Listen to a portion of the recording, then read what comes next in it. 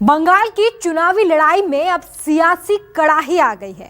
राजनीतिक मेन्यू तैयार हो चुका है, सियासी सब्जी पक रही है, चुनावी थाली सजकर जनता के साथ भोजन हो रहा है।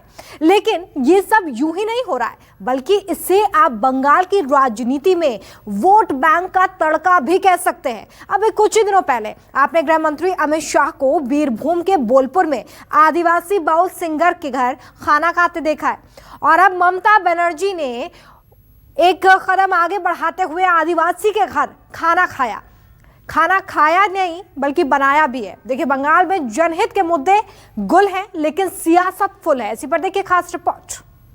से टकराएगा, चूर-चूर हो जाएगा। भारत माता की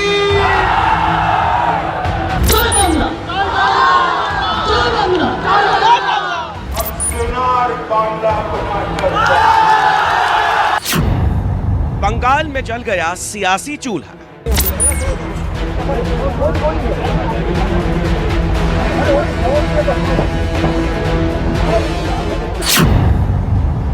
जनता के घर चढ़ गई सियासी कढ़ाई।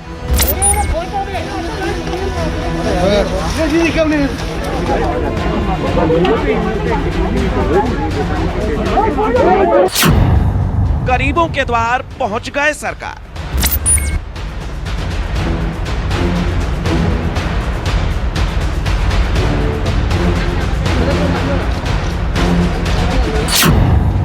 आदिवासियों के गढ़ में टीएमसी बीजेपी का रोड शो।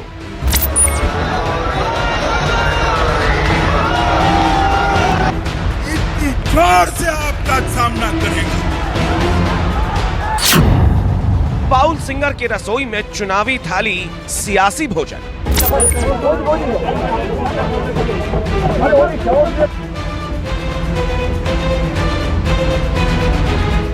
दो 2021 की जीत का मेन्यू तैयार हो गया है।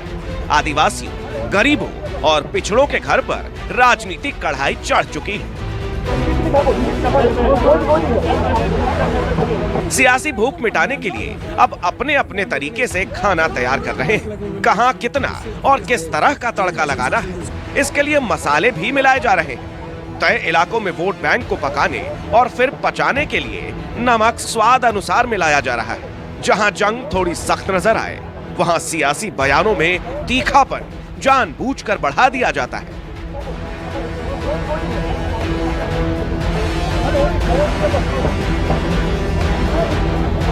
মনে রাখবেন, এরা বাংলাটাকে দখল করতে আসছে। এখন নতুন করে জায়গা মনে রাখুন, দেশে বর্গী আসছে, রাজ্যে বর্গী আসছে। বর্গী হানা থেকে বাংলাকে বাঁচান, দস্যু হানা থেকে বাংলাকে বাঁচান, দন্তবাজের হাত থেকে বাংলাকে বাঁচান। शाह के खिलाफ शैतान वाला बयान देने के बाद ममता का सियासी गुस्सा शांत हुआ, तो उन्होंने बीरभूम के बोलपुर में आदिवासियों के घर का रुख किया। बोलपुर में एक आदिवासी के घर का ये मंजर सब कुछ कह रहा है। मुख्यमंत्री ममता बनर्जी के सामने चूल्हे पर कढ़ाई में पक रही सब्जी है, उनके हाथों में कड़छी है। सब्जी जल न जाए और मसाले ठीक से मिल जाएं, इसके लिए वो बराबर कड़छी चला रहे हैं। लेकिन ये क्या, कढ़ाई के पास में एक और चूल्हे पर पतीले में चाय भी पक रही है। मुख्यमंत्री ममता ने चाय की ओर देखते हुए कुछ इशारा किया और फिर पतीला वहां से हटा लिया गया। बोलपुर में आदिवासी के घर खाना पकाने और चाय को चूल्हे से हटाने के सियासी मायने समझना ज्यादा मुश्किल नहीं है। बंगाल में सियासी गढ़ बचाने के लिए राजनीतिक दल समाजवाद की नई परिभाषा गढ़ रहे हैं। गृहमंत्री अमित शाह ने बीरभूम के बोलपुर में आदिवासी बाउल के सिंगर के घर खाना खाया, तो मुख्यमंत्री ममता बनर्जी ने आदिवासी के घर पहुंचकर चूल्हा जलाया और खाना बनाया। वोट के लिए राजनीतिक पार्टियां बंगाल में रोड शो से लेकर रसोई तक जनता का खुशामद में लगी हुई है। बीरभूम के बोलपुर से सियासी चूल्हे की आंच और धुआं बराबर तेज हो रहे हैं। इसीलिए एक बार फिर बोलपुर का रुख करते हैं। ये दो तस्वीरें दो अलग अलग राजनीति दलों और सियासी हुक्मरानों की। दोनों एक ही जगह पर गए, एक ही मकसद के लिए गए।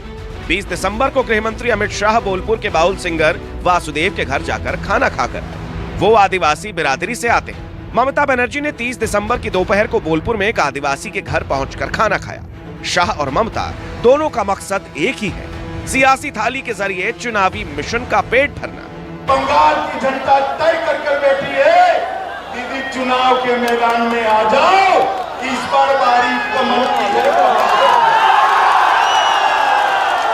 बंगाल की जनता परिवर्तन करना चाहती है। वीरों की धरती बीरभूम में ममता बनर्जी ने शाह को चुनौती देने के लिए खुद को एक कदम आगे दिखाने की कोशिश की। शाह ने बीरभूम में एक दिन का दौरा किया था, शांति निकेतन में सभा और बोलपुर में रोड शो। जवाब में ममता बनर्जी ने बीरभूम में अपने परंपरागत वोट बैंक को इस बार भी सहेज कर रखने के लिए 2 दिन का दौरा किया। 29 दिसंबर को रोड शो, उसी बाउल सिंगर वासुदेव को अपनी रैली में बुलाया और अगले दिन बोलपुर में आदिवासियों के गांव में मार्च किया, उनसे संवाद किया। बोलपुर में गृह मंत्री शाह ने रोड शो करके टीएमसी के राजनीतिक वर्चस्व को चुनौती दी थी। जवाब में मुख्यमंत्री बोलपुर में 2 दिन आकर रहने के बाद वहां पे रोड शो से लेकर पैदल जनसंपर्क तक हर दाव पैच आजमाया। आदिवासियों के घर जाके उनसे बात की और बेहतरी करने की वादा किया। बोलपुर में रसोई वाला रूप दिखाने से पहले ममता ने शाह को निशाना बनाया, क्योंकि वो बोलपुर से अपने ऊपर हुए शाह के हमलों का जवाब देना चाहती थी। বইরা গতদের পাড়ায় দেখলেই পুলিশে ডায়েরি করবেন, আর যে পুলিশ ডায়েরি নেবে না নিজে লিখে পুলিশ বক্সে জমা করে নিয়ে আসবেন আর আমাদের একটা করে কপি পাঠিয়ে দেবেন। ममता ने बोलपुर में राजनीतिक कढ़ाई चढ़ाने से पहले बीजेपी को बाहरी बताकर जो हमला किया था, उसका जवाब कोलकाता में बीजेपी ने चाय पर चर्चा के दौरान दिया। শুনুন, ও পার্টিটাই বহিরাগত হয়ে যাবে কদিন পরে। লক্ষ্য গুনতেই জানে না ওরা, হাজার লক্ষের মধ্যে পার্থক্য কি সেটাও জানেন না। সে যেন নিজেরা নিজের ঢাক পেটাচ্ছেন, পেটান। আমরাও করেছি, আমরা ব্যারাকপুরে করেছি, সেখানেও লক্ষ লক্ষ মানুষ ছিল। দেখা যাক, ওনারা দেখেন আমাদের পেছনে যাচ্ছেন, আমরা एजेंडा ठीक करছি, ওনারা ফলো করছেন। बीरभूम की भूमि से ममता ने जो राजनीतिक मोर्चाबंदी की है, उसके पीछे टीएमसी का मकसद ये है कि वो बीरभूम के तहत आने वाले 14 विधानसभा सीटों में से अपनी 12 सीटें 2021 में फिर से बचा सके।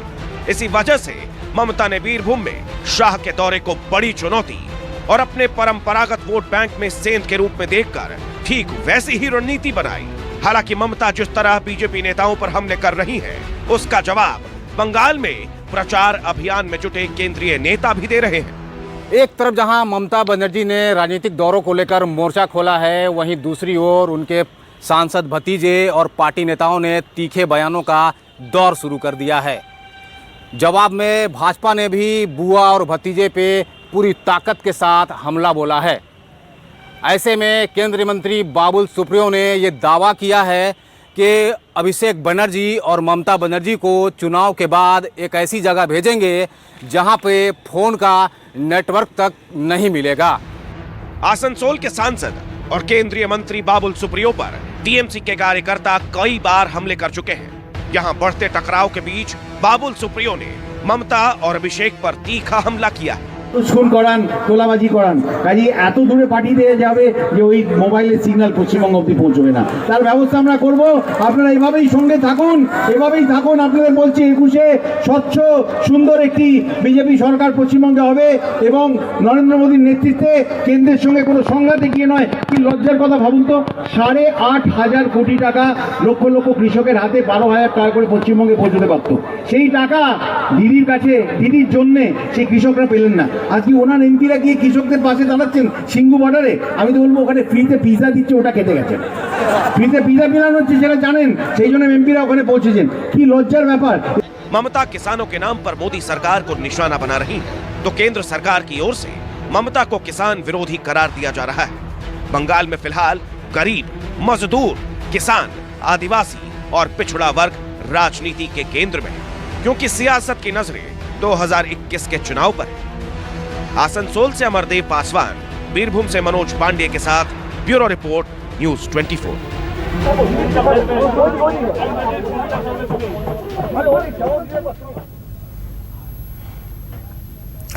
बंगाल में बीरभूम की धरती पर सियासी जंग क्यों हो रही है? क्यों गृह मंत्री से लेकर मुख्यमंत्री ममता बनर्जी तक सभी खुद को आम आदमी का सबसे बड़ा हितैषी साबित करने की कोशिश कर रहे हैं? इसे समझने के लिए गुरुदेव रविंद्रनाथ टैगोर से लेकर सियासत तक की पूरी कहानी अब हम आपके सामने रखने जा रहे हैं।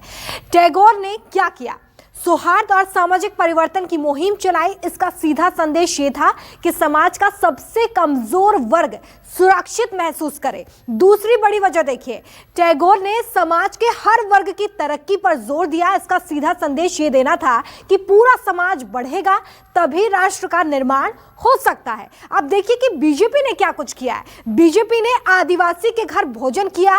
संदेश देने की कोशिश ये हुई कि आदिवासियों के साथ जुड़ाव बीजेपी का है। तो वहीं टीएमसी ने इसके जवाब में आदिवासी के घर खाना बनाया। इसका संदेश ये देना था कि आदिवासियों के साथ अब जो ममता सरकार है वो खड़ी हुई है। बीजेपी ने बंगाल में अपनी जमीन मजबूत करने के लिए आदिवासी इलाकों का दौरा शुरू कर दिया, जिसका सीधा संदेश ये दिया गया कि आदिवासी वोट बैंक को लुभाने की कोशिश यहां पर बीजेपी की तरफ से की जा रही है।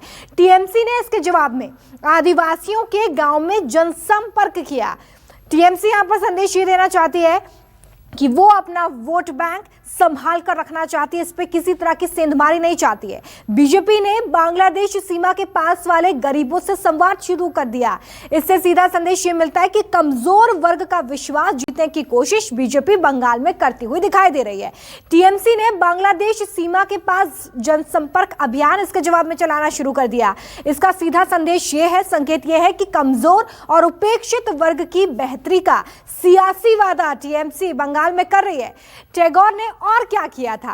टैगोर ने बिना भेदभाव और लालच के सामाजिक परिवर्तन की सोच को जन्म दिया। इसका सीधा संदेश ये था कि कमजोर को सिर्फ वोट बैंक ना समझा जाए, लेकिन बंगाल में राजनीतिक दल जनहित के मुद्दों को छोड़कर सिर्फ और सिर्फ वोट बैंक के लिए अपने दांव चल रहे हैं। तो ये इस वक्त बंगाल की सियासी तस्वीर है। अब आपको बंगाल में जनहित के बजाय चुनावी राजनीति और वर्चस्व के लिए टकराव की सियासत दिखाते हैं। बंगाल के राज्यपाल ने यह कह दिया है कि ममता सरकार के शासन में निष्पक्ष चुनाव संभव ही नहीं है। तो टीएमसी ने राष्ट्रपति को एक चिट्ठी लिखी है और अपील की है कि राज्यपाल जगदीप धनखड़ को हटा दिया जाए, क्योंकि वो संवैधानिक दायरों का उल्लंघन कर रहे हैं। राज्यपाल ने मुख्यमंत्री ममता बनर्जी के खिलाफ और टीएमसी ने राज्यपाल के खिलाफ सीधा मोर्चा आखिर क्यों खोल दिया है?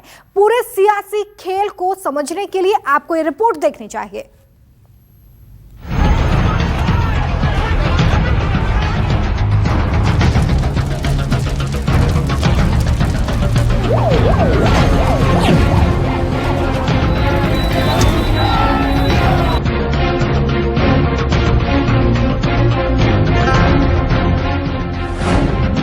बंगाल में बवाल है, सड़कों पर सियासी उबाल है।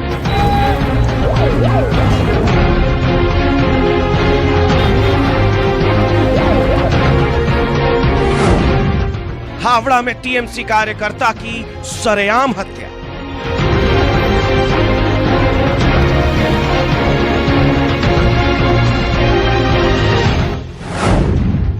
कोलकाता में ममता के खिलाफ मजदूरों का मोर्चा।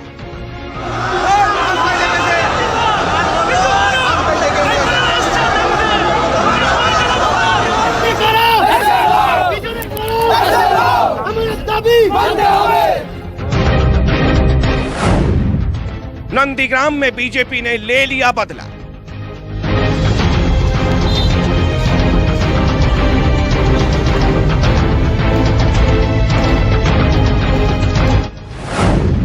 बंगाल की सियासी लड़ाई राजभवन वर्सेस ममता पर आई।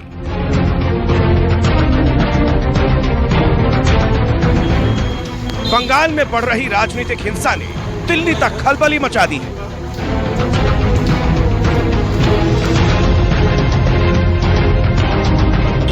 पश्चिम बंगाल में बीजेपी और टीएमसी के बीच हिंसक संघर्ष की घटनाओं के बीच राज्यपाल जगदीप धनखड़ ने ममता सरकार पर हमला बोला है।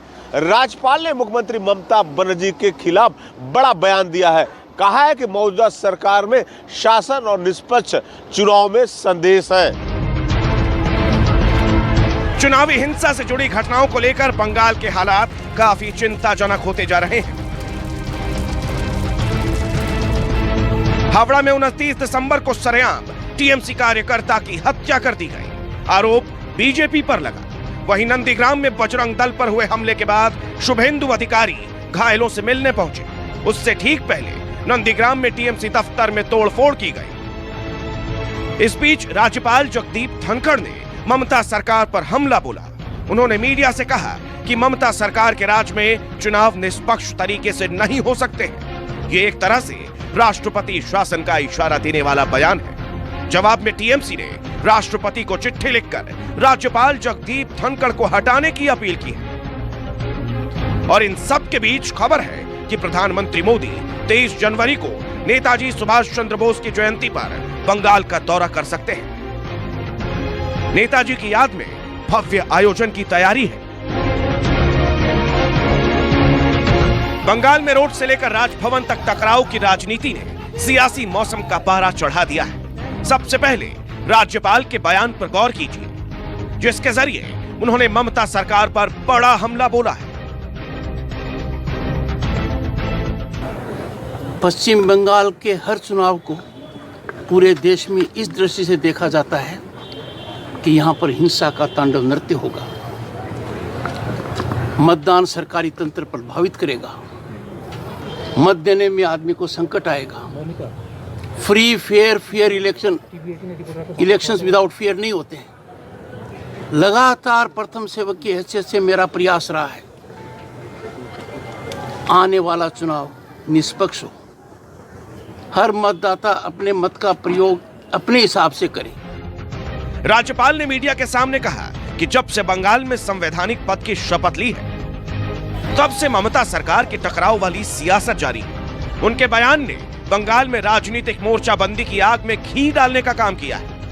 टीएमसी ने भी राज्यपाल के खिलाफ राष्ट्रपति को चिट्ठी लिख दी है।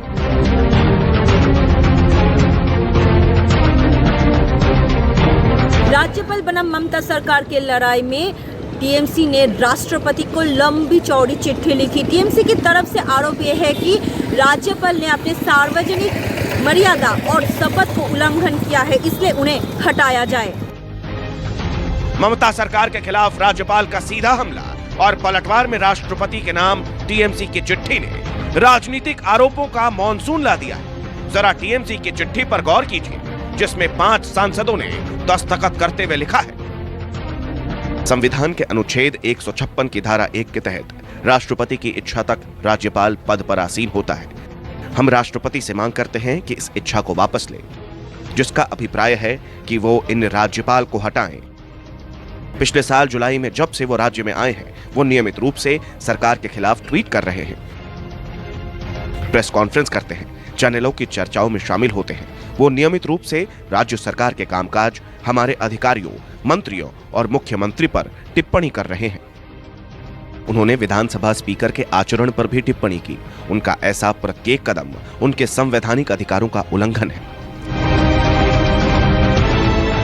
Article 156 clause 1 of the constitution संविधानेर 156 उपधारा 1 অনুযায়ী রাষ্ট্রপতি তার যে প্লেজার এখানে বলা হয়েছে এক লাইন পড়ছি, এক লাইনই আছে clause 1 of article 156, the governor shall hold office during the pleasure of the president. So we have asked, আমরা রাষ্ট্রপতি মাননীয় রাষ্ট্রপতির কাছে আবেদন জানিয়েছি এই কারণে যে অসাংবিধানিক বেআইনি কাজকলাপ উনি প্রথম দিন থেকে আজ অবধি করে চলেছেন, যার কোনো নজির ভূভারতে নেই গত 75 বছরে। আপনি আপনার যে সন্তোষ বা প্লেজার সেটাকে আপনি প্রত্যাহার করুন, অর্থাৎ এই মানুষটিকে আপনি সরান। এইটা হচ্ছে আমাদের মূল দাবি এবং সেটাও সাংবিধানিক দাবি অ্যাজ পার आर्टिकल 156 क्लॉज 1। चुनाव प्रचार में जुटे बीजेपी नेताओं को राज्यपाल को हटाने की अपील वाली खबर मिली तो टीएमसी को संवैधानिक सबक सिखाने लगे। উনি আবার কি করে সংবিধান জানলেন? রাজ্যপাল যা কাজ করছেন এটা বোঝা যাচ্ছে, ওনারা যে লাফটাবি করছেন, রাজ্যপাল ঠিক কাজ করছেন। যদি সংবিধান না মেনে করে থাকেন তার জন্য অভিযোগ করার জায়গা আছে, ওখানে করুন, মানুষের সামনে চেঁচিয়ে লাভ নেই। इधर राज्यपाल और ममता बनर्जी के बीच सियासी जंग तीखी हो रही है, तो दूसरी ओर शुभेंदु अधिकारी और टीएमसी के बीच राजनीतिक रस्साकशी और तेज हो गई है। टीएमसी ने नगरपालिका के प्रशासन पद से शुभेंदु के भाई सौमेंदु को हटा दिया है। शुभेंदु के इस्तीफे के बाद से अधिकारी परिवार का कोई भी सदस्य कांथी में तृणमूल की रैलियों में नहीं शामिल हुआ था। टीएमसी यहां बीजेपी की सेंधमारी से परेशान है। सूत्रों के हवाले से खबर है कि ठीक ऐसा ही कुछ आसनसोल में भी चल रहा है। आसनसोल में भाजपा ने एक बार फिर ममता बनर्जी को चुनौती दे दी है।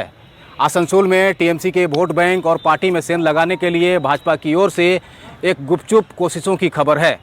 केंद्रीय मंत्री बाबुल सुप्रियो ने एक रैली के माध्यम से ममता और उनके सांसद भतीजे के ऊपर गंभीर आरोप लगाते हुए उनकी घेराबंदी की है। आसनसोल में बाबुल सुप्रियो ने ममता और उनके भतीजों को न केवल चुनौती दी बल्कि गंभीर आरोप भी लगाए। অনেক দোকান থেকে ওষুধ বিক্রি হয়, এক্সপায়ারি রেট হয়ে যাওয়ার পরেও অনেক দোকান থেকে ওষুধ বিক্রি করে অসাধু ওষুধের ব্যবসায়ীরা। তারা করে ওখানকার মাসেল পাওয়ার ইউজ করে। দিদিরও কিন্তু মুখ্যমন্ত্রী হিসেবে এক্সপায়ারি ডেট হয়ে গেছে, উনি পাওয়ারে আছেন। শুধুমাত্র এই ব্যারাকে যে সমস্ত কাপুরুষ পুলিশ আছে, যারা পুলিশের থানার মধ্যে মহিলাদের উপর লাঠি চালানোর ক্ষমতা দেখান, যারা চোখের সামনে দাঁড়িয়ে এই, আমি মমতা দিদির জন্য অন্য কোনো ভাষা ব্যবহার করবো না, আমি বলবো একজন নিষ্ঠুর মুখ্যমন্ত্রী, একজন নিষ্ঠুর মুখ্যমন্ত্রী যার অনুপ্রেরণায় হাজার হাজার হাজার হাজার হাজার হাজার লক্ষ লক্ষ পশ্চিমবঙ্গবাসী বিগত 10 বছর ধরে অত্যাচারিত হয়েছেন। সিন্ডিকেট কে কোথায় চালায় খুঁজে দেখুন, সব জায়গাতে আপনি তৃণমূলের নেতাদের খুঁজে পাবেন। बंगाल की चुनावी जंग को अब सिर्फ राज्य के दायरे में नहीं देखा जा रहा है, क्योंकि अब यहाँ की राजनीतिक लड़ाई सीधे ममता सरकार बनाम केंद्र सरकार की। एक तरफ ममता और उनकी पार्टी है तो दूसरी ओर पीएम मोदी, गृह मंत्री अमित शाह के अलावा राज्यपाल ने भी मोर्चा संभाला हुआ है। हर दिन बंगाल के सियासी जंग में नए रंग देखने को मिल रहे हैं। आसनसोल से अमरदेव पासवान और कोलकाता से मनोज पांडे के साथ ब्यूरो रिपोर्ट, न्यूज़ 24।